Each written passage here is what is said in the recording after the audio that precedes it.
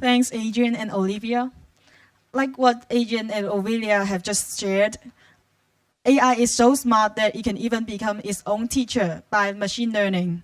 So what if it really makes some mistakes, and who should we blame? So now, please welcome Renee, Joanne, and Angelica to share their thoughts on who to blame.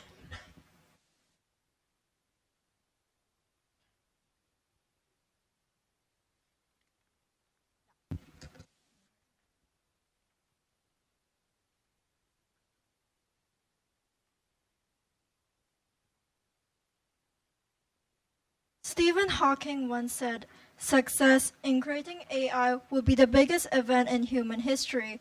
Unfortunately, it might also be the last, unless we learn how to avoid the risk." Good afternoon, everyone. Accidents are inevitable. Ergo, I'd like to pose a question to you all. Who is it to blame when AI has gone wrong? The user, the creator, or AI itself? Microsoft first created a social media bot called Tay, which failed as the bot learned racist and offensive languages said by Twitter users.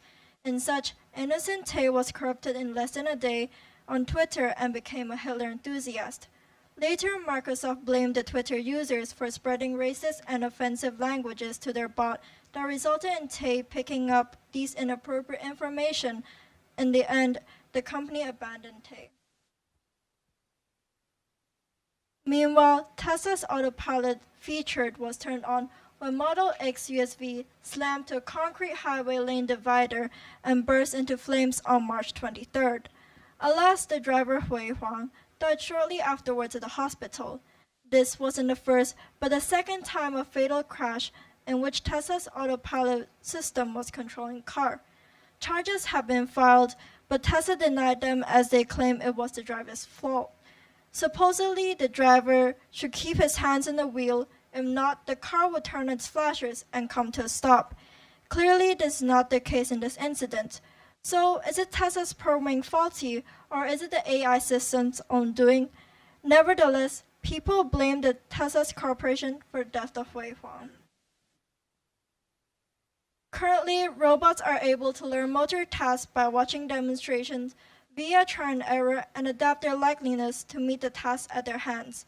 As seen, this new generation of robots can learn new skills from experience. They can develop on their own without the monitoring nor the programming of scientists. Who knows how advanced they can get? In such, cases of AI going wrong but its creators are not blamed have happened in real life. For example, that time when Amazon's smart assistant Alexa started a party at 2 a.m. On 8th of November 2017, Alexa started blasting random music even when the owner, Oliver Haberstroh, was not at home. Disturbed, the neighbors called the police, who had to break down the front door and turn off Alexa.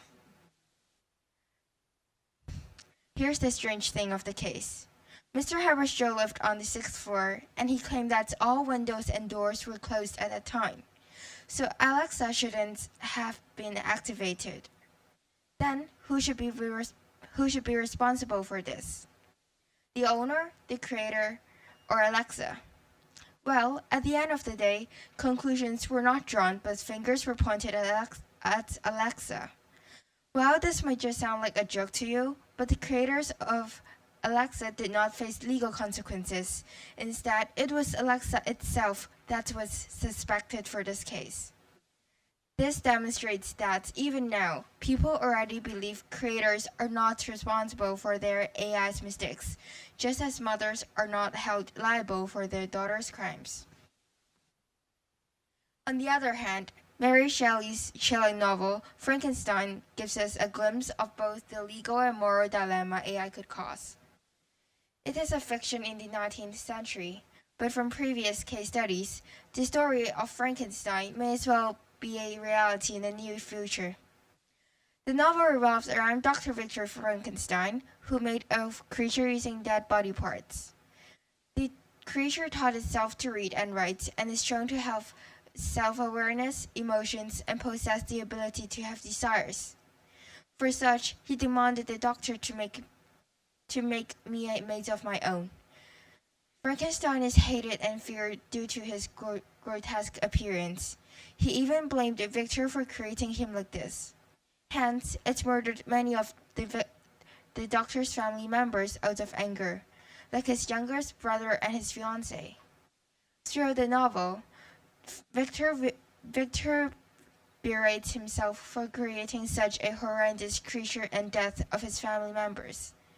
But Shelley artfully created a dilemma for the readers through Victor's self-loathing, that Victor should be held responsible for the monster's crimes.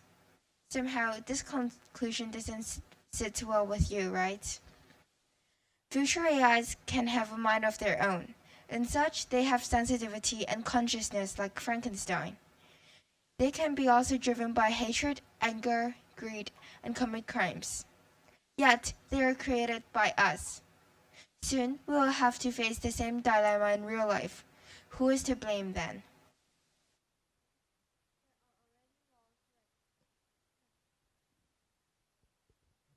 There are already laws regulating artificial intelligence long since 76 years ago, when the 3 Laws of Robotics by Isaac Asimov first appeared.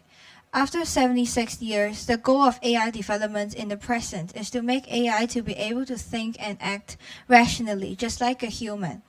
Some believe they are a good template for guiding our development of robotics, such as the South Korean government, who proposed a Robot Ethics Charter in 2007, reflecting the laws.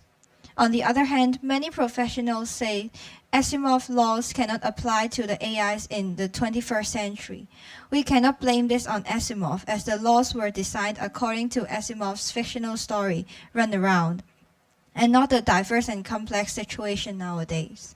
But even if the Asimov's laws from 1942 is not that ideal for future AI development, is the current laws good enough? Locally in Hong Kong, the Consumer Protection Act states very clearly that manufacturers, distributors, suppliers, and retailers are held responsible for any injuries products cause. However, as AI develops to be more and more advanced, is this law still fair to the scientists and researchers and the corporations? As shown in the above examples, regulations of AI make gray areas and loopholes exist. These gray areas could cause conflicts between people in the society. Due to aspects such as education, religion, and values, people will have strong opinions on who to blame. This poses as a challenge when establishing legislation to protect interests of members in the society. Furthermore, as usually transnational companies develop AI, international laws must be present to monitor these companies. However, international cooperation is even harder to achieve. People with different cultural backgrounds and traditional beliefs make it difficult to reach a consensus. So what should we do? Ryan Calo, a professor at the University of Washington School of Law, said, "Any sufficiently transformative technology is going to require new laws." We certainly agree on this statement, as many technologies such as the use of computer have required many new laws. Artificial intelligence, in fact, is going through similar change. The EU, UN, and many countries like Japan and UK have already set up policies for the use and development of AI. However, the policies differentiate from each other by their cultural, social, and environmental factors. As a result, there are contradictions between the policies of those different countries, making the development and regulation of AI even harder. Therefore, our group would like to propose a possible solution to solve this situation. Leaders of the world should come together and come up with a few basic ground rules for the whole world to follow. The terms should be moderate and is vastly agreed across the globe. An example is corporations must closely monitor the development of their projects to prevent any mishaps. Of course, much more details and discussion have to be given, but we believe worldwide communities can agree on this rule.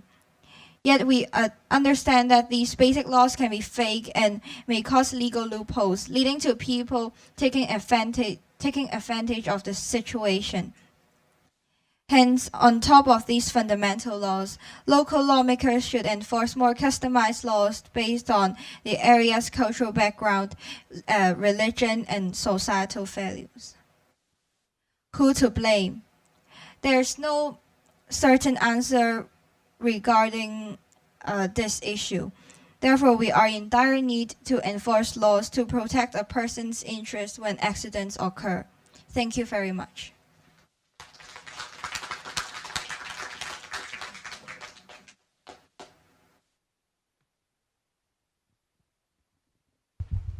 Thanks, Angelica, Joanne, and Renee. Now we will have our second break session, so please come back by 4:13. Thank you. 13. Oh, I mean 15.